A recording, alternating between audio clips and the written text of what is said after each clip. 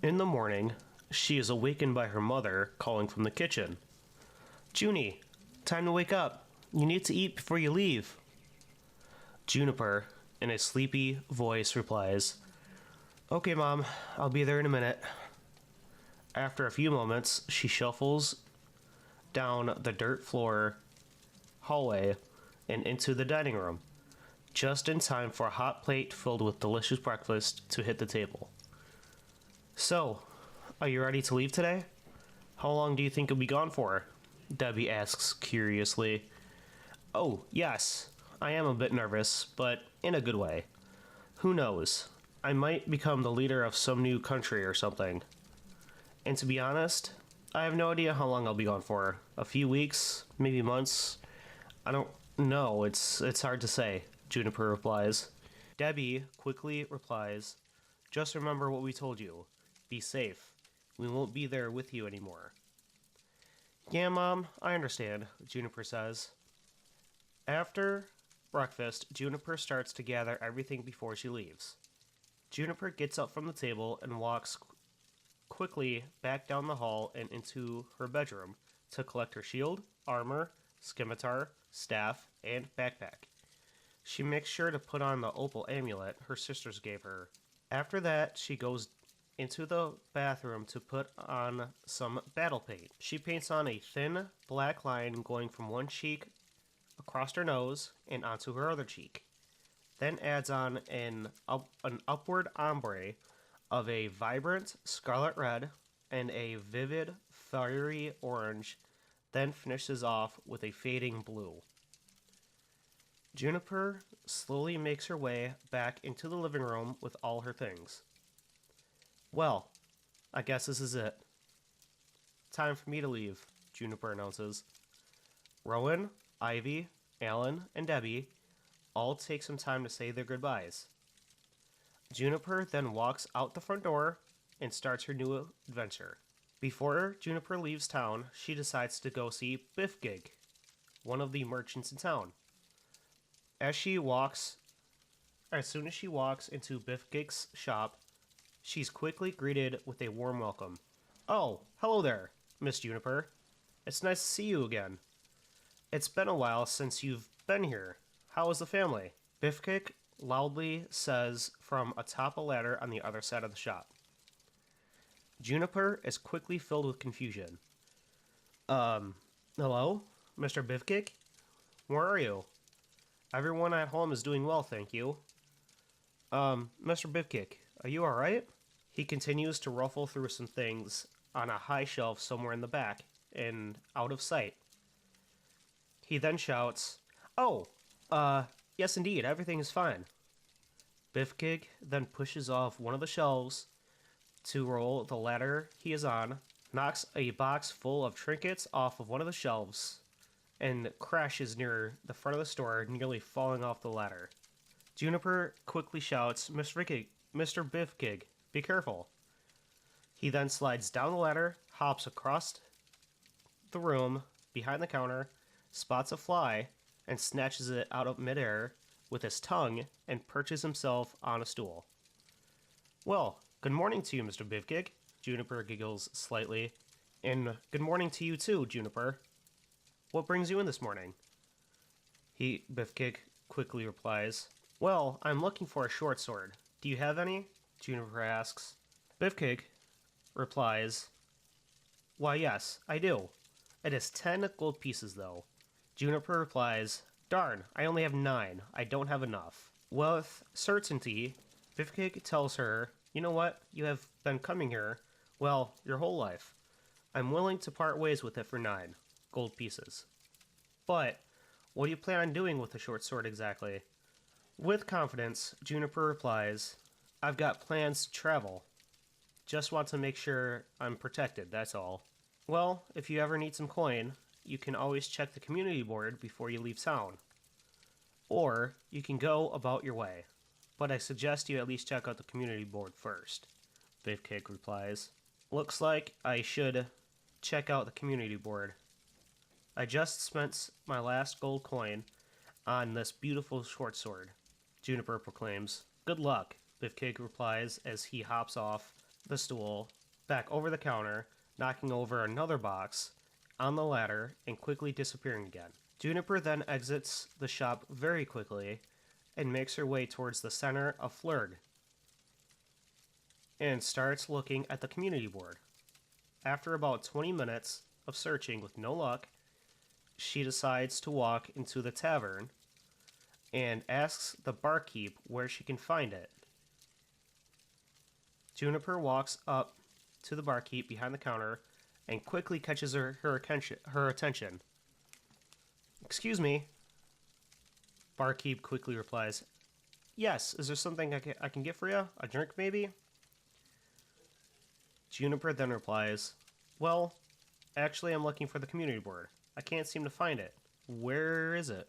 Barkeep then says, "Oh, yes, they actually just moved it to the main hall late yesterday."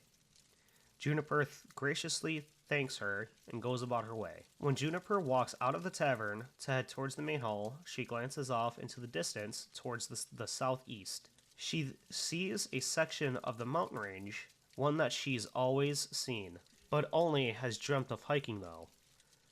She then sees a large winged creature circling one of the mountaintops. She begins to think, "I remember when I was young, hearing loud, thunderous roars that would shake and rattle all the shelves in my home. Mom and Dad used to tell me to stay inside until it was over.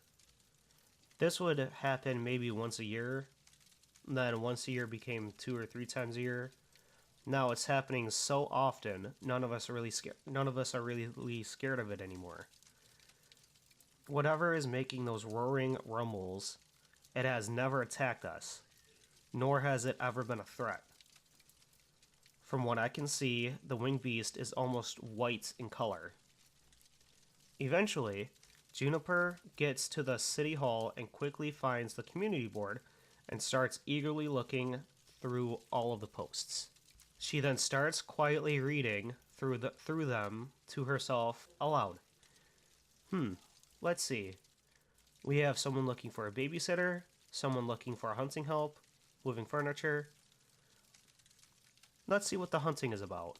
The note reads, "Help, whatever is causing these earth-shaking roars, I need help finding. Signed, Jim Beaches." She then continues, whispering to herself, "Hunting it is." She then takes the note off the board, flips it over, and finds the address and heads towards the address. It's not far from her home. When she finally arrives at the address, she knocks on the door. A few moments go by before she hears what she sounds like several locks unlocking. When the door opens, a huge barbarian stands there. "You must be Jim," Juniper says. With a big booming voice, Jim replies, "Yes. And who are you exactly?" With a shaky voice, Juniper replies, I'm Juniper. I saw your post about hunting." Jim quickly replies, "Oh, right. Come right in and I'll brew us some tea." She quickly and quietly walks in, finds the kitchen, and sits down at the table. "This is quite the nice place you have," Juniper says, an attempt to strike up a conversation. "You sound surprised," Jim replies. "Oh, no, not at all. It's just, your home is in such perfect condition. How long have you lived here?" Juniper asks. Jim pauses for a moment before replying, "Oh, maybe about 10 years.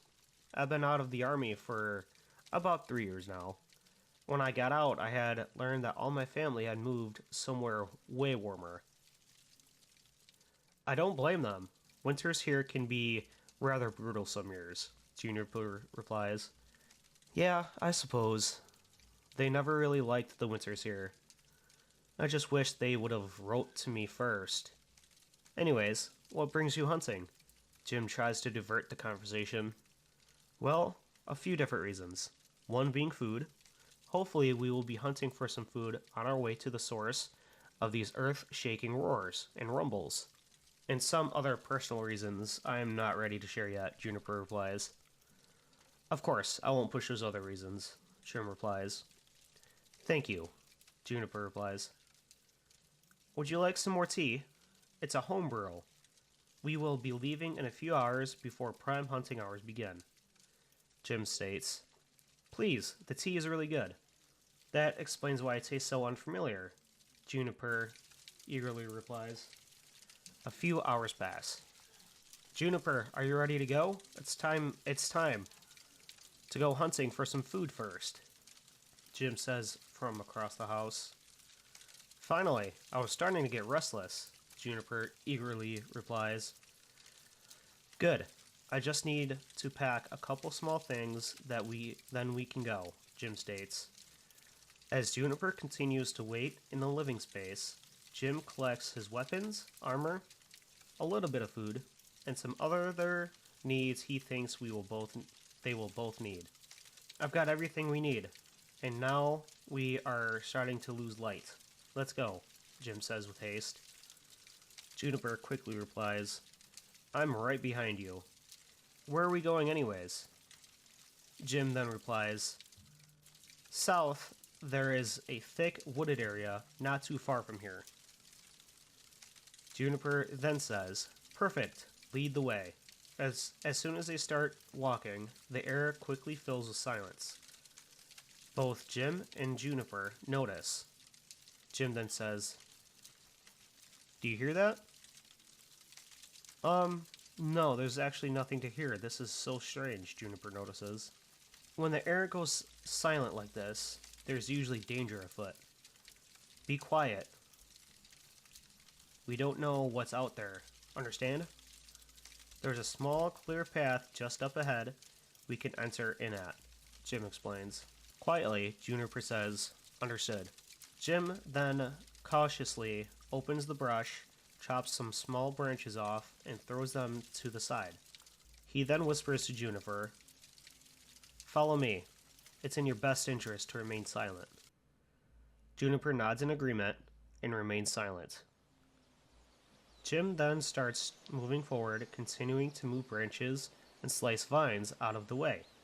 Juniper remains close behind. As they go deeper into the woods, Juniper starts to feel like she has entered into a whole new worldly space. She starts to look around and notice that the trees, bushes, shrubs, and all other plant life were vibrant with life. It's a level of life she has been so unfamiliar with. She can't help but to admire her surroundings. It seems like her mind and body want to naturally attune to everything. After some time walking in utter silence, they come across their first prey, a very large moose.